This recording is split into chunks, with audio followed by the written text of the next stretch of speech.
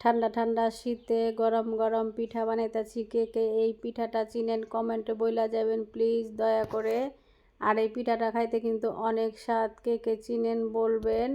আমি নিজে হাতে পিঠাটা তৈরি করতেছি, আমি পিঠাটা বানাইতে পারি আমাদের এখানকার খাঁটি গায়ের দুধ দিয়ে, আর খুব ভালো মিঠাই দেয়। হালুয়াটা পাকাইছি, আমাদের বাড়িতে মেহমান আসছে তাই সবাই একসাথে আমরা পিঠা বানাইতেছি, পিঠার আয়োজন করতেছি, পিঠার মেলার মতোই বলতে পারেন। আর যারা যারা ভিডিওটা দেখতেছেন, আমার একটা ইউটিউব চ্যানেল আছে, ইউটিউব চ্যানেলটা সাবস্ক্রাইব করে যান। আর ফেসবুক পেজ আছে, ফেসবুক পেজে যা লাইক কমেন্ট শেয়ার করেন। গ্যাসের চুলা পিঠা বানাইবা গেলে এক জ্বালা তাড়াতাড়ি করন লাগে, নয়তো বা পিঠা পুইরা যায়। আর আমরা লার্কি চুলাও বানাই, খুব সুন্দর করে পিঠা হয়। গ্যাসের চুলা খুব সুন্দর হয়, কিন্তু তাড়াহুড়া করতে গিয়ে দুই একটা পিঠা ভাঙা যায়।